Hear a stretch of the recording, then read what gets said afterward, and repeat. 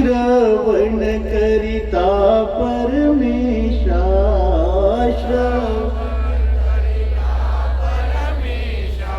मज वाटे जवळी सदा मज वाटे राहावा तो स्वामी माझा राहावा तो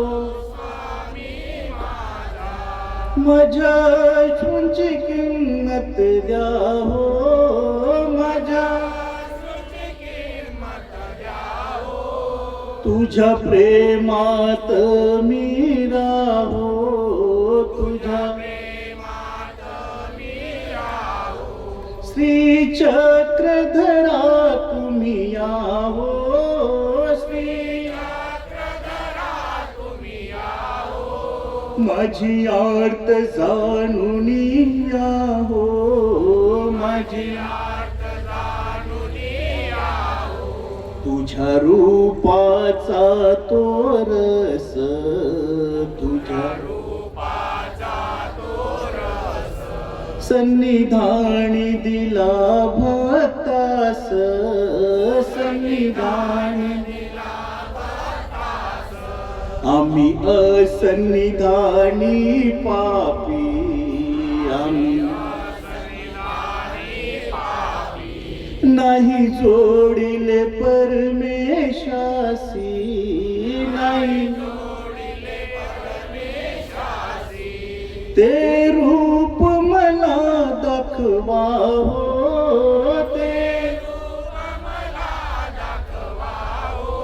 ते रूप मला दाखवा हो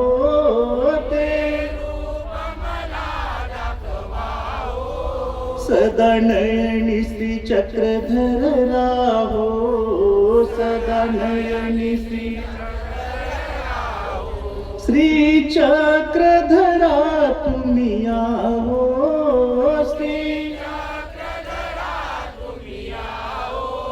श्री चक्रधरा तुम्ही आहो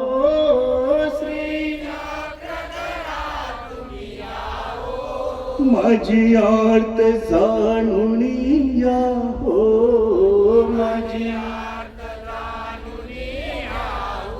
माझी आर्त जाणून या हो माझी श्री गोपाल कृष्ण महाराज की श्री दत्तात्रेय श्री चक्रवाणी श्री गोविंद प्रभु आता एक जोरदार आवाज हो सर्वज्ञ श्री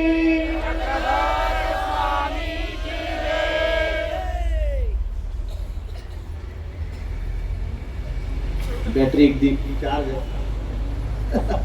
बाबा विनोदी आहे आणि बाबा इतका सुंदर विनोद करतात फार हलक्यामध्ये सुंदर विनोद आणि अशी बॅटरी चार्ज असल्यामुळं आपण आता 10 मिनिट गेले किती झाले बाबा पाऊण तास राहिला माझ्याकडे आणि पाऊण तासामध्ये श्री चक्रधर स्वामींचे जीवन दर्शन आपल्यासमोर विषय मांडायचा आहे मग बाबा बोलणार आहे अशा या आत्मोन्नती प्रार्थना महोत्सव नामस्मरण सूत्रपाठ पारायण श्री पंचकृष्ण पूजन व धर्म प्रबोधन उद्या आहे आणि आता पहिलं सत्र झालेलं आहे शनिवार आणि रविवार असे 2 दिवस आहे आणि आजचा शनिवारचं हे पहिलं सत्र झालेलं आहे आणि हे दुसरं सत्र ते दत्त गोपाल मंदिर एक अरविंद वरोरा जिल्हा चंद्रपूर आणि या धर्मसभेला आजच्या या सत्राला अध्यक्ष म्हणून लाभलेले परमपूजनीय परमवंत तुमसर निवासी आचार्य प्रवर विद्वतरत्न बाबाजींसाठी थोडं जोरदार टाळ्या वाजवा ज्यांचं नाव घेतलं की टाळ्या वाजवत आल्या पाहिजे म्हणतात नाव घेतलं की त्यांच्यामध्ये काय असतं ते कर्तृत्व असतं त्या कर्तृत्वाचं ते पूजन असतं आहे की नाही त्या ज्ञानाचं ते पूजन असतं त्या ज्ञानासाठी टाळ्या वाजवावं लागतात की ज्ञान घेतलं म्हणून त्यांचं ते इथे बसले बरोबर आहे की नाही ज्ञान पूज्य असं म्हटलेलं आहे त्या पूजनीय ज्ञानासाठी तुम्हाला टाळ्या वाजवायच्या आहेत त्याचप्रमाणे ज्यांनी मला इथे आमंत्रित केलं बोलवलं नवे हक्काने बोलवलं आणि मी हक्काने आलोय कारण ते जे नातं आहे बाबांचं आमचं मी त्यांचा शिष्य आहे बरं का, लक्षात ठेवा. बाबांनी मला किती उंच केलं, पण मी तुमच्या समोर सांगतो, आम्ही त्यांना पाहून मोठे झालेलो आहोत बरं का. हे मोठं पण त्यांनी दिलेलं आहे आम्हाला. आणि दादांनी बोलताना ते बोलले, मोठे पण आहे हो, मोठे पण देणं, मोठं असून मोठे पण देणं हे फार मोठं विशाल हृदय लागतं. आणि ते हृदय ज्यांच्याकडे आहे असे आमचे वरोरा निवासी विद्वत रत्न आचार्य प्रवर कवीश्वर कुलभूषण आचार्य प्रवर आमचे बाबा आमचे. आणि हे जे नातं आहे की नाही, हे आमच्या गुरुवर्य देवबर्डी निवासी आचार्य श्री बाबाजींकडून आलेलं पक्क असं घट्ट नातं आहे. त्रयमूर्ती एक गाभा त्रयमूर्ती असे जे म्हटलेलं आहे कवीश्वर बास पंडित बास आणि राघवदेव भट्टांना, तसंही आहे. बाबा चंद्रपूरचे बाबांनी आमचे गुरुबा बाबांनी मला जातानाच सांगितलं, म्हटलं बाबांनी बोलवलं आहे मला बाबा, बरं म्हणे, ते आपलं घर आहे बरं का म्हणे, तसे सगळेच आपले घर आहे म्हणे, पण ते आपलं घर आहे लक्षात ठेवा म्हणे, जावंच लागेल तिथे जायचंच म्हणे. म्हणजे पहा, म्हणजे किती प्रेम किती आहे, स्नेह किती आहे, जिव्हाळा किती आहे. आणि बाबांचं सांगायचं म्हणजे परत एकदा की जेव्हा आता दत्त जयंतीचा कार्यक्रम होता आमच्या इथे, फार मोठा कार्यक्रम असतो, उत्सव असतो देववाडीला. आणि मग मला वाटते खंदारकर बाबा, परमहंत खंदारकर बाबांचं कीर्तन ठेवलेलं होतं. खंदारकर बाबा आपले बदनापूरचे, आणि अचानक त्यांना काहीतरी हे आलं, ते येऊ शकले नाही. बाबांनी काय करावं, कसं करावं, बाबांना कॉल केला. आणि बाबांना कॉल केल्याबरोबर बाबांनी ही नाही पाहिलं कुठला वेळ आहे, काय नाही, फक्त तारीख खाली होती, बस बाबा येतो. कुठला प्रवासातला किती खर्च, काय खर्च, इथे तो चालत नाही. आमचे बाबा आणि बाबांमध्ये आणि चंद्रपूरच्या बाबांमध्ये हा विशेष नसतो, काय कुठे काय, फक्त बाबांचा फोन आला की बाबा आले. एवढे मोठे आचार्य बाबांच्या एका फोनवर आले. आणि बाबा गेल्यावर बाबा मग वरोड्याला परत आले. त्यावेळेस आमचा तोच विचार सुरू होता, बाबांना फक्त कॉल केला की बाबा आले. आमचे गुरुबा म्हटले, देवबर्डी निवासी आचार्य श्री बाबाजी म्हटले की या स्नेहापेक्षा दादा आणखी काय स्नेह पाहिजे हो, ही खरी परमप्रीती आहे, ही परमप्रीती आहे. ही जोपासण्याचा आम्ही नितीनदास दादा असो, मी असो, शेठ दादा असो, आम्ही हे प्रयत्न करू आणि करत राहू, नाही का दादा. म्हणजे या स्टेजवरून तरी मी तुम्हाला अभिवचन देतो, या गुरुवर्गांनी जे आम्हाला संस्कार टाकलेले आहे ते संस्कार आम्ही घेण्याचा आणि तसं वागण्याचा अवश्य आपल्याकडून आटोकाट प्रयत्न करू, अशी तुमच्या सर्वांसमोर ग्वाही देतो. आणि एवढ्या मोठ्या बाबांसाठी एकदा टाळ्या वाजवा, कारण मला म्हणायच्या तुम्ही वाजवलं, कारण ते नसते ते तुम्ही इथं जमलेलं नसतात. आणि अशा बाबांचे मी गुरुवर्य, गुरुतुल्यही म्हणणार नाही, माझे गुरुवर्य आचार्य श्री बाबाजी वरोरा निवासी. त्याचप्रमाणे मागे चंद्रपूरला मी याची फोड केलेली होती की गुरुवर्य का म्हटलं, तुम्ही म्हणाल देववाडीला आहे गुरुवर्य तुमचे, पण बाबा सुद्धा आमचे गुरुवर्य आहे. आणि त्याचप्रमाणे या कार्यक्रमाला प्रामुख्याने ज्यांचं मगाशी व्याख्यान झालं, सूत्रपाठ अशा क्लिष्ट विषयावर अतिशय सुंदर, मी तर म्हणत होतो मला ऐकावंसंच वाटत होतं दादांचं. खरंच विद्वान आहेत, खरंच विद्वान आहेत. म्हणजे आतापर्यंत आम्ही बाबांचे व्याख्यान ऐकले होते, विद्वतरत्न बाबाजी आचार्य श्री, आणि आता खरंच नवीन पिढीमध्ये त्यांनी फार सुंदर असं वचन संबंध लावून दाखवला. मला एकदम वांबुरीची आठवण आली आचार्य श्री गुरुवर्य मावाजींची. आम्ही रोजचा तो वचन संबंध काय आणि पाचीस्तडाचा गोप काय, आणि असा सुंदर सिक्वेन्स लावली, अन्वय म्हणजे सिक्वेन्स, एका मागे एक लावणे, नाही का, असा क्रम. आणि ते क्रम सांगत असताना त्यांनी इतका सुंदर घेतला की शेवटपर्यंत निवडून दिला आणि बरोबर आपलं व्याख्यान त्या विषयावर संपवलं. असे माझे परमस्नेही आणि आमचं एकामेकावर अतिशय असं प्रेम असणारे माझे स्नेही विद्वतरत्न आणि समोरचे होणारे आचार्य असे आमचे परमस्नेही नितीनदास दादाजी बांधकर, श्री नितीनदास दादाजी बांधकर पूजनीय. त्याचप्रमाणे माझ्यासोबत त्यांनी सुंदर असं सूत्रसंचालनामध्ये तुम्हाला खिळवून ठेवलं. दादा म्हणाले मला, श्रेष्ठ मुली छान बोलतात म्हणे, सुंदर असं सूत्रसंचालन त्यांचं आहे, त्यांच्याही ब्रह्मविद्येवर चांगला अभ्यास आहे. असे माझे छोटे गुरुबंधू परमपूजनीय श्री सैयद दादाजी जांभोरेकर. आणि आपण या ठिकाणी बाबांचा सर्व परिवार, लताताई, तर दुसऱ्या ताई मला नाव नाही आठवून आलं, सविताताई, परमपूजनीय तपस्विनी लताताईजी, सविताताईजी, आणि सर्व हा आपलं बाबांचा परिवार. आणि आपण सर्व या ठिकाणी जमलेले सर्व संत मंत चुकगोत्रीय सर्व श्री चक्रधर स्वामींच्या विषयाला स्पर्श करायचा आहे. आत्मोन्नती प्रार्थना महोत्सव. दादांनी मगाची फोड दिली त्या गोष्टीची. आत्म्याची उन्नती करायची आहे, आत्मोन्नती करायची आहे, स्वतःला डेव्हलपमेंट करायचं आहे. म्हणून श्री चक्रधर प्रभू महाराजांचे विचार आपल्या अंतःकरणात ठसवायचे आहे. डेव्हलपमेंट म्हणतात त्याला. तुम्हाला माहित असेल, एखादा डेव्हलपर जागा घेतो, काय करतो तो? डेव्हलपर्स म्हणतात त्याला. तो डेव्हलप करतो, इथून रस्ता टाका, ती गटर लाईन टाका, ती तिथे टाका, बरोबर तो तिथून एरिया करून आणतो, एलईटीपी करून आणतो आणि ते लेआउट मग विकतो. तो काय करतो? त्या जागेला डेव्हलप करत असतो. तशी आपली आतमधली भूमी डेव्हलप करायची आहे. श्री चक्रधर प्रभू महाराजांच्या त्या विचारांनी, श्री चक्रधर महाराजांच्या त्या जीवन दर्शनाने तुम्हाला आपली आतमधली भूमी सुपीक करायची आहे, ती डेव्हलप करायची. आणि ते डेव्हलपर्सचं काम तुम्हाला स्वतः करायचं आहे. आम्ही तर सांगून जाऊ, पण तुम्ही कितपत घेता हे तुमच्यावर आहे. मगाशी दादा ज्यावेळेस सांगत होते, पूर्ण सूत्रपाठ अगदी सुंदर सांगितलं त्यांनी. आणि शेवटी सांगितलं की बा अनुसरल्याशिवाय काही गत्यंतर नाही. आणि मग बाबाजींनी सांगितलं, आचार्य श्री बाबाजींनी, मग बाबा म्हटले की बस आता इथंच ठेवाल, म्हणजे घेऊन जाल की बस विसरून जाल, असं काहीतरी बाबा बोलले विनोदाने. आणि मग आम्ही आता झोड्या तयार करून ठेवलेल्या आहेत. जेवढे ग्रस्त लोक होते तेवढ्यांसाठी आम्ही झोड्या करून ठेवलेल्या आहे. कारण तुम्ही उद्धरण प्रकरण वाचलेलं आहे, बरोबर आहे. आणि आता उद्धरण प्रकरण वाचले असल्यामुळं आम्ही तुमच्या सर्वांच्या हातात, दादा आहेत, बाबा आहेत, आम्ही तुम्हाला झोड्या देणार आहोत. जमल का? कसपट झाली सगळी. काही घाबरू नका, उत्तर हळूहळू उद्धार करा. मग एवढं काही घाबरायची गरज नाही, थोडं थोडं करा. आणि पण एकदा दादांनी सांगितल्याप्रमाणे एकदा जीवन प्रवास इकडला करा. श्री चक्रधर स्वामींचा जीवन, पहिले तर सांगितलंय की श्री चक्रधर स्वामींचे जीवन दर्शन. श्री चक्रधर स्वामींच्या अवतरणाच्या आधी फार मोठी अराजकता माजलेली होती.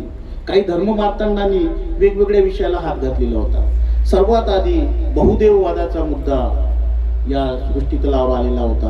आणि तो बहुदेववादाचा मुद्दा म्हणजे की देवी देवतांची भक्ती केल्याने काहीतरी तुच्छ फळ भेटतात, देवतांचे फळ भेटतात. मग त्यानंतर काही विद्वान असे मानतात भारतीय दर्शनामध्ये, की काही विद्वान असे मानतात की ते ठीक आहे, तुम्ही देवदेवतांची भक्ती करा, पण बहुदेववादाचा मुद्दा काही दिवस चालला. पण त्यानंतर काही विद्वानांनी त्याच्यावर कटाक्ष टाकला आणि म्हटले की नाही, या बहुदेववादाच्या मुद्द्याने थोडे काहीतरी फळं मिळतात, तुच्छ फळं मिळतात देवतांची, ते काही पुरत नाही.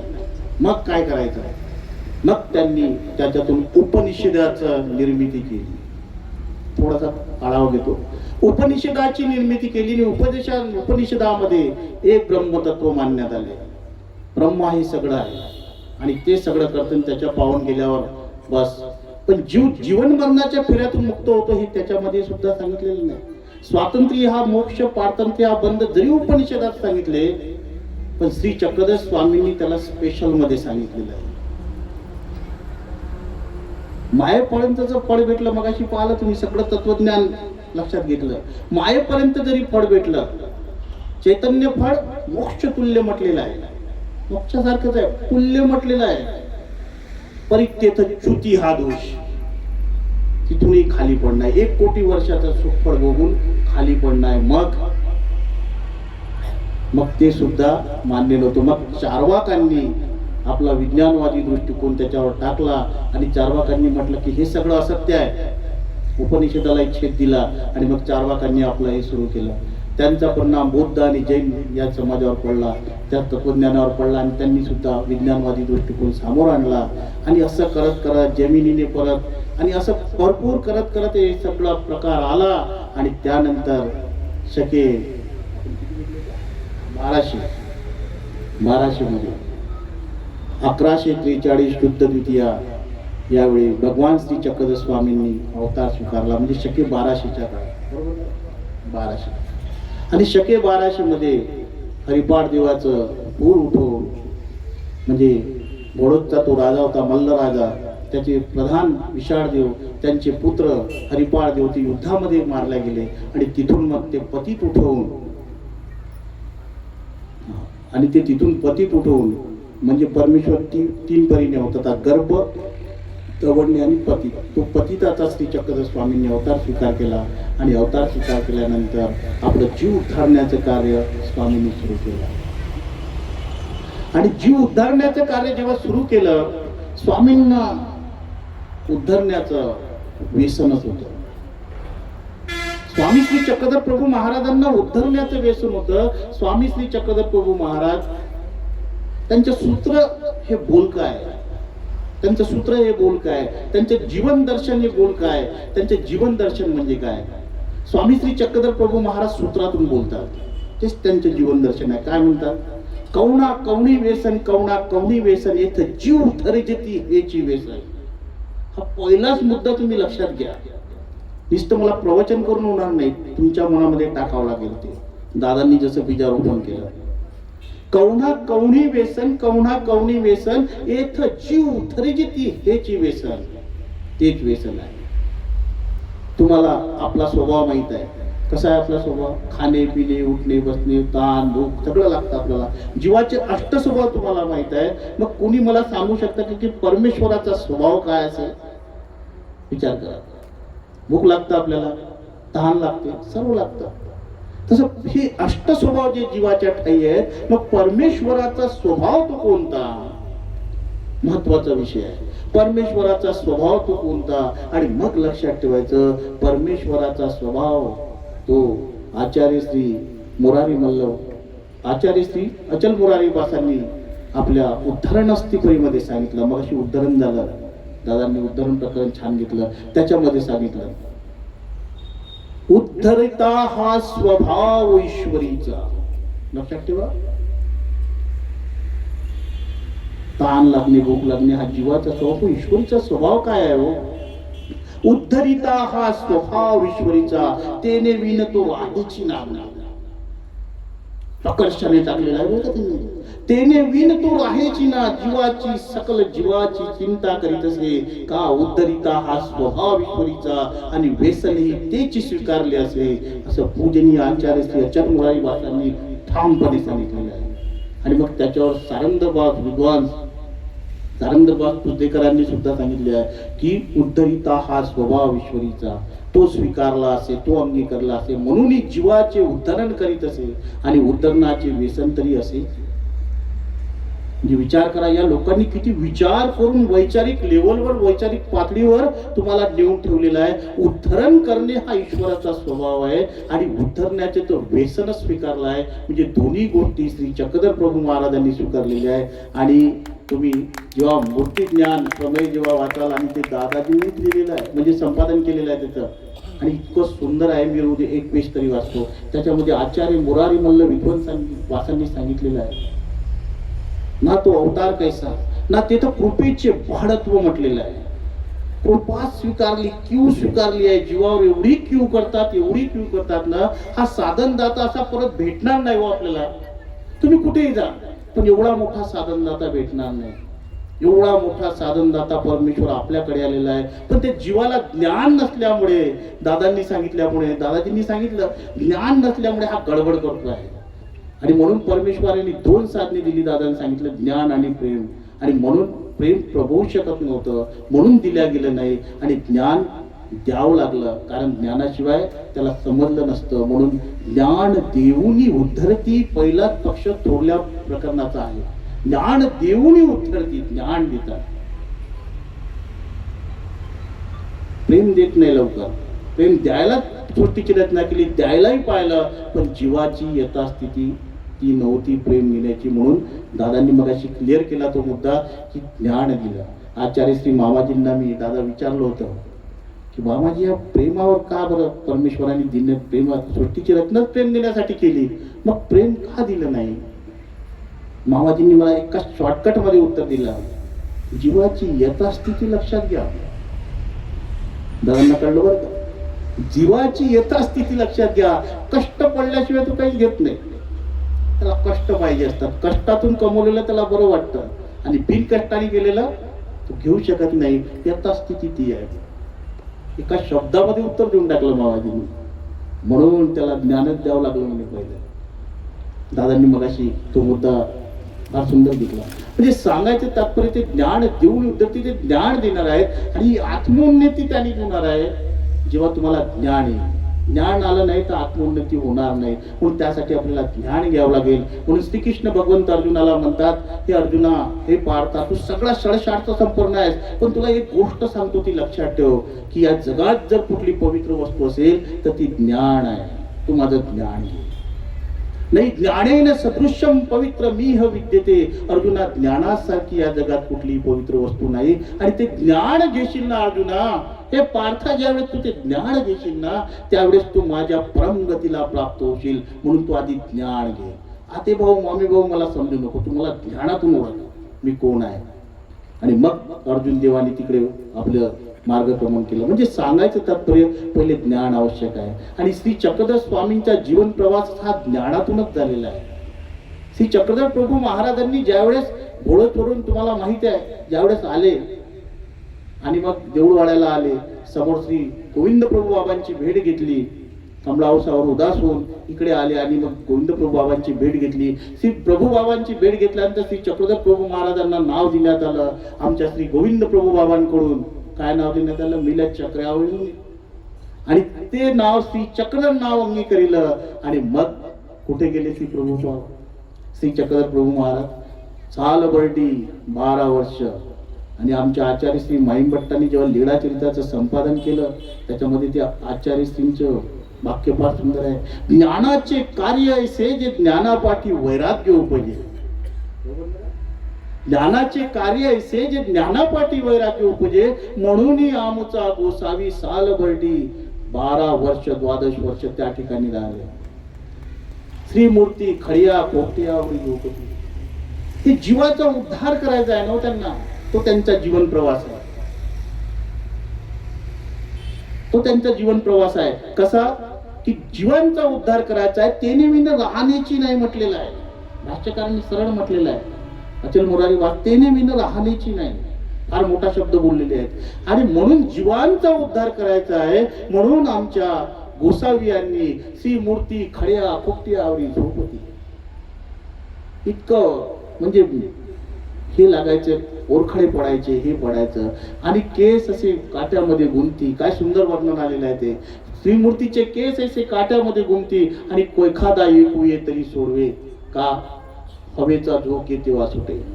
हा, हे कशासाठी हो एवढा परमेश्वर एवढा आटापिटा कशासाठी करतो आहे? मग सांगण्यात आलं की परमेश्वर एवढं सगळं करतो तर त्या जीवाच्या उद्धरणासाठी, त्याला आपल्या स्वरूपीचा आनंद प्राप्त करण्यासाठी. म्हणून परमेश्वराला एवढी मोठी चिंता पडलेली आहे. हा जीवाचं कसं होईल? हा त्यांचा जीवन प्रवास आहे, लक्षात ठेवा. आणि दर्शन म्हणजे काय? अनेक विद्वानांनी याच्यावर भाष्य केलेलं आहे. बाबांनी मला विषय दिल्याबरोबर श्री चक्रधर दर्शन हे पूर्ण पुस्तक वाचून काढलं. बाबा पूर्ण पुस्तक वाचून काढलं. त्याच्यामधला मला खूप फायदा झाला. श्री चक्रधर दर्शन अनेक विद्वानांनी त्याच्यामध्ये डॉक्टर कैवल्यवासी राघव मेश्राम साहेब साहित्याचार्य फार मोठे विद्वान होऊन गेले, त्यांनी लिहिलेले आहे. दर्शन म्हणजे प्रत्यक्ष पाहणे, अनुभवणे. मग आता असन्निधानी काय अनुभवायचं आहे? तर श्री चक्रधर प्रभू महाराजांचे विचार अनुभवायचे आहे. आणि ते विचार अनुभवणे म्हणजेच त्यांचं दर्शन आहे. अशा अनेक प्रकारे आचार्य श्री संभाजीनगर निवासी मोठे बाबांनी त्या दर्शन याच्यावर फार मोठी अशी व्याख्या केलेली आहे, सुंदर. आणि असं प्रत्येक यांनी ते दर्शनाचं महत्व दिलेलं आहे. ते विचार अनुभवायचे आहेत. आणि श्री चक्रधर प्रभू महाराजांचे विचार इतके अफाट होते, इतके विशाल होते. स्वामींनी आपल्या तत्वामध्ये कधीही ऍडजस्टमेंट केलेली नाही. कर्मकांडावर पहिला हल्ला कोणी चढवला असेल तर तो फक्त आणि फक्त भगवान श्री चक्रधर स्वामींनी चढवला आहे, लक्षात ठेवा. फक्त भगवान श्री चक्र, ती हिंमतच स्वामींनी दाखवलेली आहे. म्हणून खरे समाज सुधारक ते ईश्वर अवतारच आहेत आमचे. कर्मकांडावर पहिला हल्ला चढवला. एक स्वतंत्र तत्वज्ञान, जीव देवता प्रपंच परमेश्वर हे स्वतंत्र तत्वज्ञान जगाच्या पाठीवर मांडणारे फक्त आमचे भगवान श्री चक्रधर स्वामी होते. जेव्हा सालबर्टीच्या डोंगरामध्ये गेले आणि तुम्हाला माहित आहे ती मूर्ती खड्या कोट्यावरी झोपती, किती अंत भगवंत आपल्यासाठी करत आहेत, किती आटापिटा करतायत की जीवाचा उद्धार झाला पाहिजे. आणि मग तिथून स्वामी त्या पारद्याला त्या पारद्याशी संभाषण केलं. पराव आणि तुम्ही रोपलेलं घोळलेलं ते शास्त्र पहिलं जन्माला सूत्र आलेलं आहे. हे तशरण आले आई काही मरण असे. सशाला तुम्ही का मारता? त्या सशाला काय मारता बिचार, त्याने काय बिघडवलं आहे तुमचं? असं पारद्याला सांगून पहिला उपदेश कुणाला केला? तर हिंसक पारद्याला. हे तुम्हाला सगळ्यांना माहित आहे. आणि मग तिथून स्वामींचा तो जीवन प्रवास सुरू झाला आणि बस विदर्भ पूर्ण आणि मग इकडून ओरंगल वगैरे. तर एक एक जीवन प्रवास स्वामींचा पाहताना अगदी मनात अशा शहारे उठतात. ज्यावेळेस ते चिंतन करतो आपण त्यावेळेस असं वाटतं की खरंच श्री चक्रधर स्वामी हा विषयच वेगळा आहे. आता आमचे दत्तात्रय प्रभू महाराजांचं कसं आहे, त्यांच्याकडे सर्व चालतात. आमच्या दत्तात्रय प्रभू महाराजांकडे ते चालत नाही, आमच्या स्वामींकडे चालतात. आमचे दत्तात्रय प्रभू महाराज काय करतात? चांगले चांगले आणा इकडे. गडबड केली ताडण भेटतं. ताडण म्हणजे मगाशी आमचा विषय झाला. श्री प्रभू बाबांजवळ वाळू वेळ जास्त वेळ किंचित माता ठेवायचा नाही तर बुक्का पाठीवर. आमचे स्वामी तसं नाही. आमचे स्वामी म्हणजे जिल्हा परिषदचे टीचर आहेत. कसं तुम्ही म्हणा, कसं काय? जिल्हा परिषदच्या सरांना कसा कोणीही चालतो, तू ये तू ये तू ये. आमचे स्वामी सगळं जीवांचा उद्धार करतात बिचारे, कोणाला सोडत नाही. गडबड जरी केली तर ये बाबू, बस काही नाही. आज नाही उद्धरशील तर उद्या तर उद्धरशील नाही का? तसं जिल्हा परिषदच्या शाळेत इथे असतात. जिल्हा परिषदचे कोणी आहे का टीचर इथे? नाही ना? नाही तर बस गोटे तिकडे. जिल्हा परिषदच्या शाळेतला एक विनोद सांगतो तुम्हाला की एक सर होते आणि ते इन्स्पेक्शन करायला ते आले पाहणी करायला. आणि पाहणी करायला आल्यानंतर ते सर म्हणे त्या गुरुजीला, तुमच्या वर्गात सर्वात हुशार विद्यार्थी कोण आहे? तुमच्या वर्गात सर्वात हुशार विद्यार्थी कोण आहे? पहिल्या बेंचचे मुलं 3 बसले होते. सरांनी सांगितलं, गुरुजींनी सांगितलं हा आहे. बरं. मग ते इन्स्पेक्शन करायला आले होते, ते पाहणी करायला ते विचारतात. असं त्यांनी सांगितलं 35 आणि 35 किती? त्याला विचारलं. तो म्हणे 80.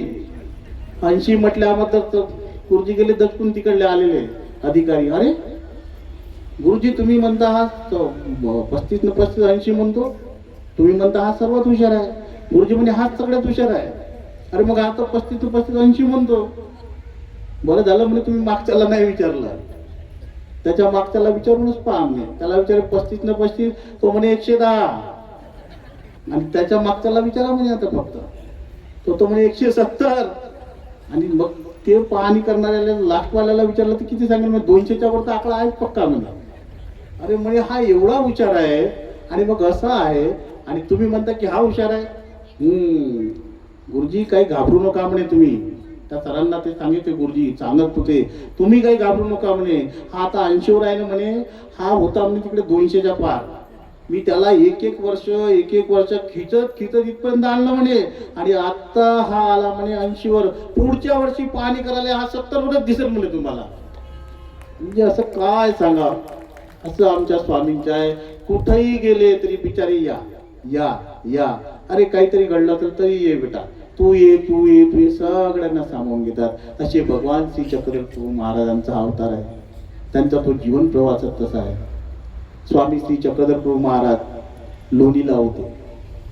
स्वामींनी बोलायचं कसं, उठायचं कसं याचं सुद्धा शिक्षण दिलेलं आहे. की स्वामी त्यांची विचारसरणी पहा, तुम्ही ती चेक करण्याचा प्रयत्न करा. तुम्ही ते चेक करणं काय करावं, आपण त्यांना स्पर्श करायचा प्रयत्न करा. की तुम्ही ज्यावेळेस स्वामी पारनेर लोणी पारनेरला होते आणि आचार्य श्री भट्टोबास वगैरे सोबत होते आणि पहा स्वामींची शिकवण पहा कशी आहे. तर त्यावेळेस स्वामी श्री चक्रधर प्रभू महाराज त्या गावात गेले. आचार्य श्री भट्टोबासांना म्हणतात, वानर्या जागा. तो जो देवतेचा पुजारी होता तो लॉक मारून जाणार होता गावामध्ये. पहिले वेशी राहायच्या आणि तो लॉक मारून जाणार होता. त्याच्यामुळे वानर्या जागा पाहून या. म्हणजे त्याला विचारा काय की तुमच्या गावात काही घरे आहेत का, आम्हाला भिक्षा पाहिजे. भट्टोबास गेले आणि तिथेच स्वामी होते. विचार करा, स्वामी तिथेच होते. भट्टोबास गेले आणि भट्टोबास जोराने त्याला आवाज देतात, अगा अगा गुरुवा इकडे. देवतेच्या पुजाऱ्याला गुरुवा म्हणतात. मग अगा अगा गुरुवा इकडे असं जोराने म्हटले. आणि जोराने म्हटल्याबरोबर त्यांनी सुद्धा रोखून असं पाहिलं डोळेवर करून, तो काही आला नाही.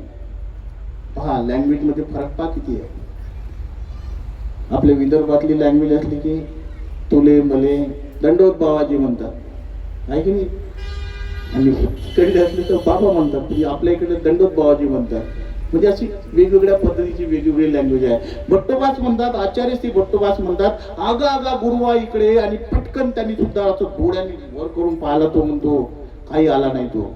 आणि स्वामी श्री चक्रधर प्रभू महाराजांना तिथे सहन झालं नाही. स्वामी पटकन सामोर गेले, आचार्य श्रींकडे डोळे काढून पाहिला आणि तिथे स्वामी रागवले भट्टोबासांना.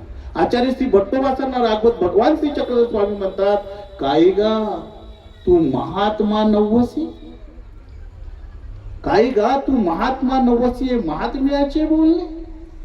इथे शिकवलाय आचार्य श्रींना. हे आचार्य श्री आठवत होते शेवटपर्यंत. काय गा तू महात्मा नव्हसी, हे आचार्यांचे बोलले.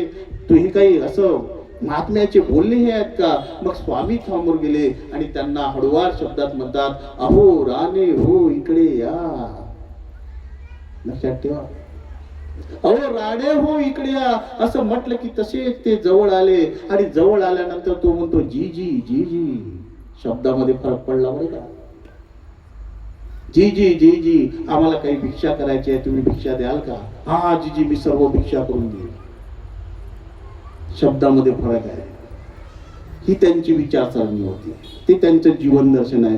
बोलले कसे? मग स्वामी त्या ठिकाणी आचार्यश्रींना उद्देशून म्हणतात, महात्मेनी काही ऐसे बोलावे, महात्मेनी प्रिय वक्तव्यावे. प्रिय बोललं पाहिजे. माणसांनी माणसासोबत कसं बोललं पाहिजे?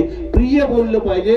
म्हणून समतेचा पहिला अधिकार जर कोणी बंधुत्वाची शिकवण दिली असेल तर ती भगवान श्री चक्रधर स्वामींनी सर्वात आधी दिली. ते आपण विसरलेलो आहे. लक्षात ठेवा, लोक फक्त बंधुत्वाची आणि समतेचे मूल्य सांगतात, पण आमच्या स्वामींनी प्रत्यक्ष कृती करून दाखवली. महात्मेनी प्रिय वक्तव्य व्हावे असे स्वामी शिकवायचे. त्याचबरोबर सांगायचं तात्पर्य की भगवान श्री चक्रस्वामी हे मायेच्या रूपाने आपल्याकडे पाहतात. परमेश्वर हा मातेच्या रूपाने पाहतो.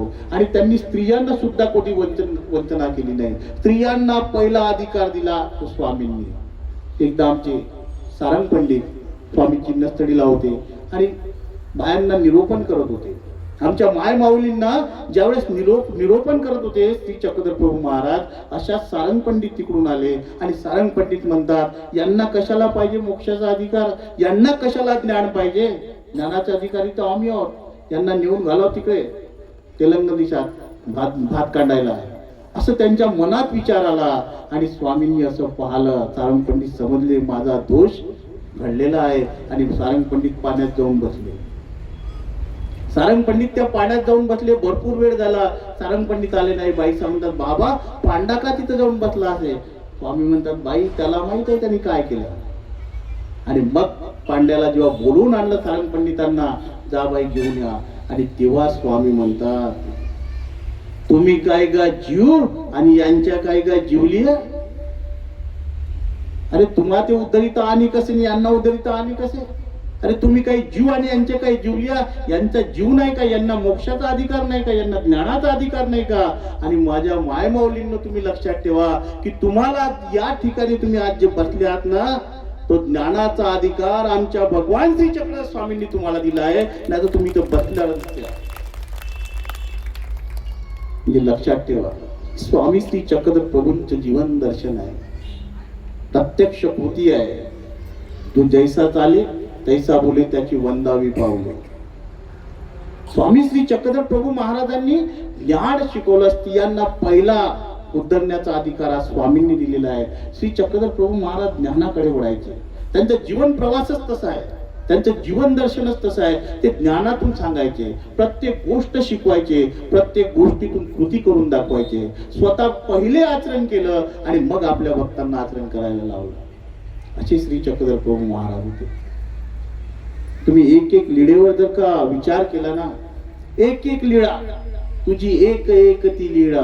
आता तुम्ही जसं स्वामींना उच्च कुळात जन्म घेतला आणि कार्य कुठं करून राहिलेलं आहे? एकदम सर्वसामान्य माणसाचे.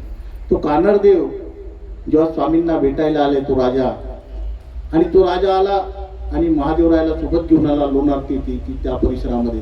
आणि जेव्हा त्यांनी विचारले इथं कोणी महापुरुष आहेत का चांगले? त्या पुजाऱ्यांनी सांगितलं, काय सांगू त्याचे सौंदर्य राजा, काय सांगू त्याचे औदर्य. इतके सुंदर असे महापुरुष इथे आलेले आहेत, तुम्ही या राजा भेटायला. आणि राजा वेधला गेला. आपल्या प्रचंड फौजेस आहेत. राजा ज्यावेळी आल्यानंतर राजाने पाहिला, हा खरंच महात्मी जोरदार आहेत, काय सुंदर विशाल नेत्र, स्वामींचे गुलाबाच्या पंखुडीसारखे ते होठ आणि इतके सुंदर दिसणारे स्वामी त्या ठिकाणी बसलेले होते. संन्यासाचा वेश स्वामींना सोबत होता.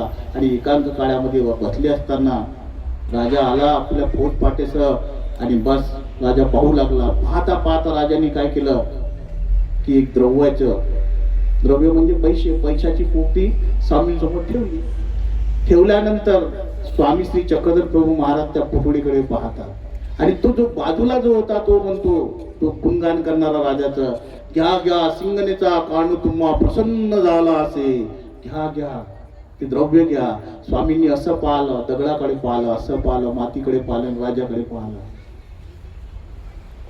खाली पाहिलं, मातीकडे पाहतात. श्री चक्रधर प्रभू महाराज त्याच्या चेहऱ्याकडे पाहतात, मातीकडे पाहतात, त्या दगडाकडे पाहतात, मातीकडे पाहतात, त्याच्याकडे पाहतात. स्वामींनी ते द्रव्य घेतलं नाही. आमचे गोपाल कृष्ण महाराजांनी भगवद्गीतेमध्ये सांगितलंय, समलोष्टाश्म कांचन.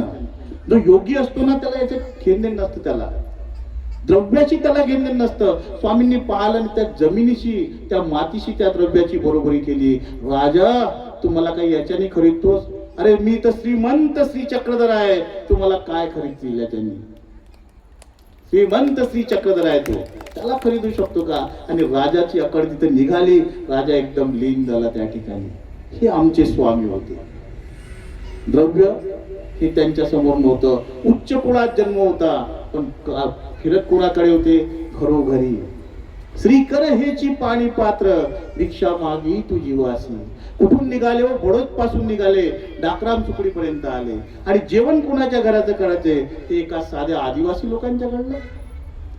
किती मोठा जीवन दर्शन आहे स्वामींचं. पाहणे, विचार करा ना तुम्ही. अहो उच्च कोणी जन्म आणि जेवण कुठं करत आहेत? तर आमच्या या झाडी गुणवाण्यामध्ये.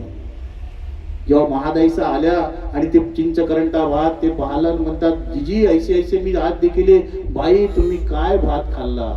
आमच्या झाडी गुणवाणीमध्ये येऊन पहा, चंद्रपूर जिल्हा, काय भात आहे बाई. आणि त्याची काय चंद्रपूर जिल्ह्याची विशेषता वाकारली आमच्या स्वामींनी. बाई भात. आणि आम्ही त्या आदिवासी लोकांमध्ये होतो बाई, त्या गोंड याच्यामध्ये काय तो भात बाई. नीट झरे उदक निघे त्याची धार तीची जाणती. त्या डांबराच्या याच्यामध्ये भात काढायचे, ते कडेमध्ये विशिष्ट पद्धती स्वामींनी सांगितलेली आहे. आणि ती ठेवल्यानंतर त्याचा असं उकळायचे, मग त्या याच्यात टाकायचे आणि तो भात खायचे बाई. आणि तो भात केल्यानंतर आम्ही कुठेतरी गेलो असतो असायचो ना बाई, त्यावेळी काय करायचे? ते आम्हाला आवाज देण्याला यायचे. ते आदिवासी समाजाचे होते. खूप उच्च नव्हते, खूप शिक्षित नव्हते, खूप काही नाही, पण भाव त्यांच्या ठिकाणी तो अपूर्व होता की अर्थदानी परमेश्वर त्यांच्या घरपर्यंत गेला हो. आणि अर्थदानी एवढे श्रीमंत श्री चक्रधर प्रभू महाराज त्यांच्या घरी जातात आणि बस जेव्हा स्वामी म्हणायचे बाई आम्हा ते न देखती, तेव्हा ते जोराने आवाज द्यायचे. आणि शाखी देखती, त्या झाडाच्या पत्त्यामध्ये आम्हाला तोंडायचे. त्या डाळीवर पाहायचे की कुठे दिसतो का. आणि दूर आवाज द्यायचे, देवन्य हो असा आवाज द्यायचे. किलू असा आवाज द्यायचे. आणि बाई आम्ही दिसलो नाही तितके बेभान होऊन जायचे की आमचे गेले कुठं, आमचे देव कुठं गेले म्हणून बेभान होऊन जायचे. आणि ज्यावेळेस आम्ही दिसायचो ना बाई, वातती नाचती ताळे वाती. आणि काय ते वर्णन आलेलं आहे लीळा चित्रामध्ये. आणि बाई मग जेव्हा आम्ही आलो तेव्हा त्या पत्रावडीमध्ये ते आम्हाला जेवण वाढायचे. आणि बाई त्याचा भात तो काय सांगू बाई ते यायचे. आणि त्या भीष्माचार्यांच्या पाठामध्ये आलेलं आहे, त्याचे भोजन अनुरागपूर्वक आमचा गोसावी स्वीकारले असे. अनुरागपूर्वक आवडीपूर्वक भजन आमच्या गोसाव्यांनी तिथं स्वीकार केलेला आहे. लक्षात ठेवा, खूप श्रीमंताच्या घरी देव गेले नाही हो. आमच्या त्या आदिवासी लोकांचं या चंद्रपूर जिल्ह्यामधलं भोजन आमच्या भगवंत श्री चक्रधर प्रभू महाराजांनी स्वीकार केलेलं आहे. तुमच्या डोळ्यातले अश्रू सांगतात आहे. काय की नाही विचार करा तुम्ही. खूप श्रीमंताच्या घरी गेले का राजाचं स्वीकार केलं नाही, आणि स्वीकार कोणाचं करतायत या साध्या माणसांचं. म्हणजे ते किती श्रेष्ठ होते. आणि त्या आदिवासी लोकांना आपण कधी आठवतच नाही. अहो प्रेमासी पात्र झाले, अहेतुक मायापूर भजन, प्रेमासी साधन. ते साधन अनुरागपूर्वक आवडीपूर्वक भजन आहे, आणि म्हणून ते खऱ्या अर्थाने प्रेमासी साधन होते, प्रेमासी पात्र झालेले ते जीव होते. आणि आपण पंचअवतार करताना ह्या लीळाच आठवत नाही. एक दोन आठवतो निघून जातो, एक दोन आठवतो, ह्या लीळा आठवा. हा श्री चक्रधर स्वामींचा जीवन प्रवास आहे. हे श्री चक्रधर स्वामींचं जीवन दर्शन आहे. उच्च कोणी जन्म, पण सगळ्या गोर गरिबांना त्यांच्या घरी जाऊन भजन स्वीकार केला. ही मूर्ती कशी होती एकांत काळात? एक सोळा कटी प्रथेची, एक सोळा श्रीमुख होती, अशी श्रीमूर्ती होती. आणि प्रत्येक जीवाला संबंध देत देत स्वामी डाकराम पासून औरंगल पर्यंत गेले. इकडून तिकडे आले, तिकडून इकडे आले, कितीतरी क्रम पहा तुम्ही. आणि स्वामींनी जीवांचा उद्धार करण्याचा विडा उचलला होता. स्वामी श्री चक्रधर प्रभू महाराज ज्यावेळेस डाकरामला आले, आणि मी याचं एका आपल्या काव्यामध्ये वर्णन केलेलं आहे. विंजू गोंडवानी डाकरामी क्रीडला तू प्रभूजी, दुःखिताचे. खूप उच्च लोकांचे स्वीकार नाही आहे. जिथं उच्च लोकांनी चांगल्या पद्धतीने दिलं, तर भावाने दिलं, तर स्वामींनी स्वीकार केलेला आहे.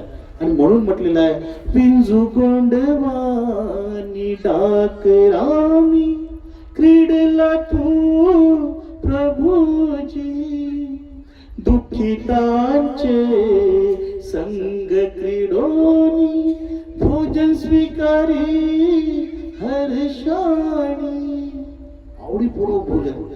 श्रीमंत सुनी देव. कसे आहेत? श्रीमंत श्री चक्रधर आहेत, अनंत ब्रह्मांडाचे महाराज आहेत.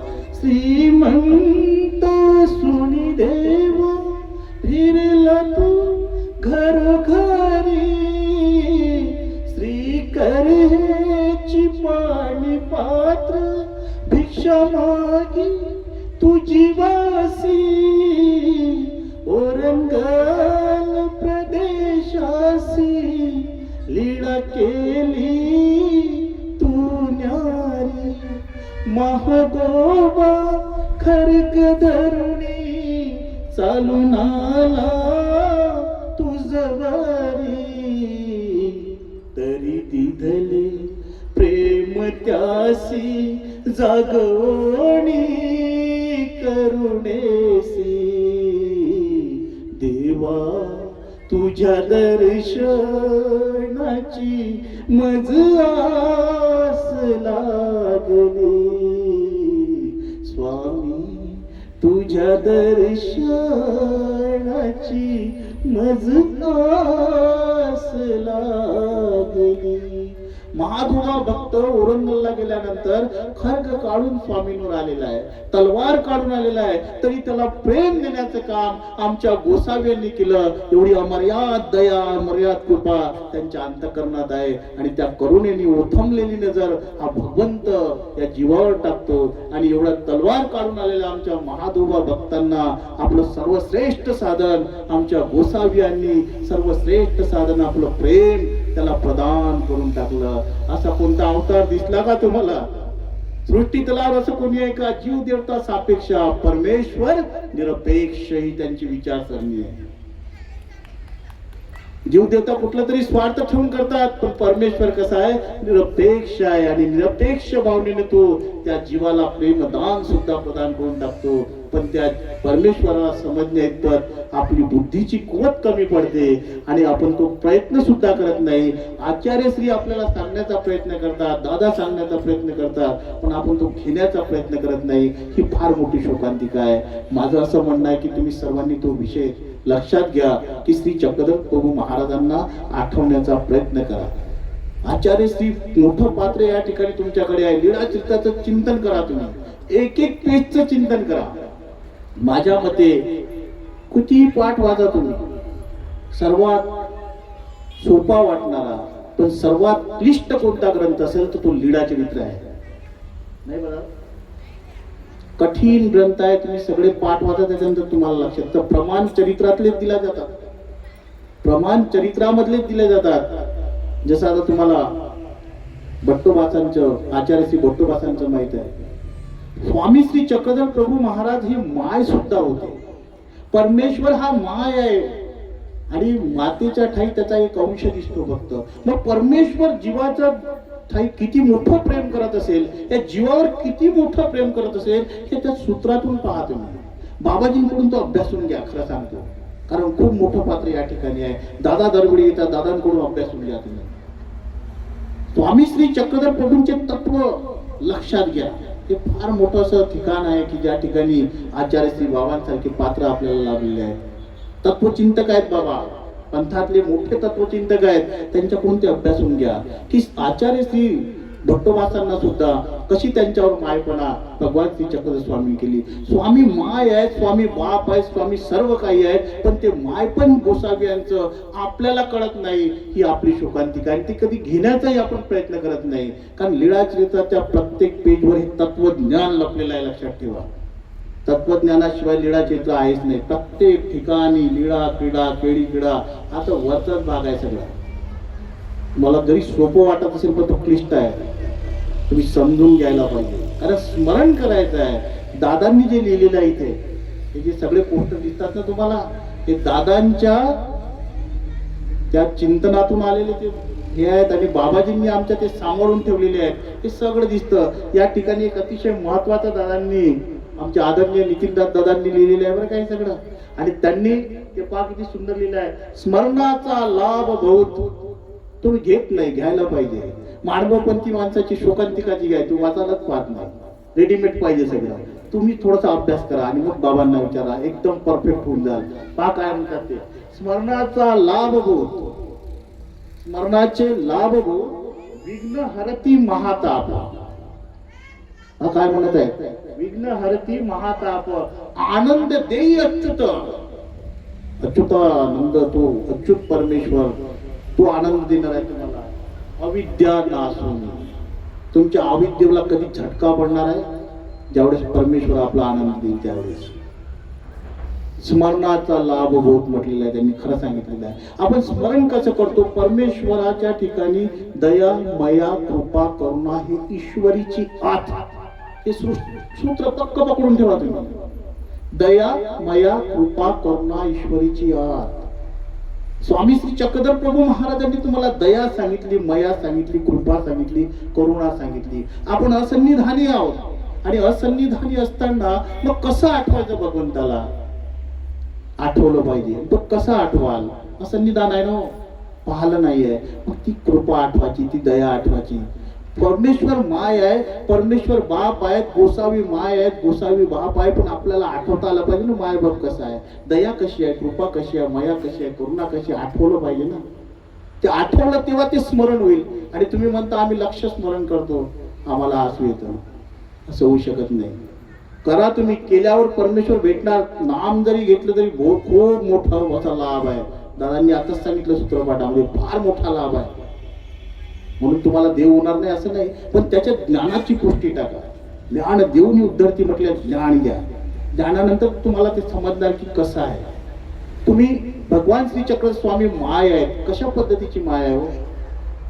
मग तुम्हाला लीळा आठवली पाहिजे जी मी चंद्रपूरला घेतली होती. कोणती, आचार्य श्री भट्टोबास डोमेग्रामला आहेत आणि सर्व परिवार डोमेग्रामला आहे.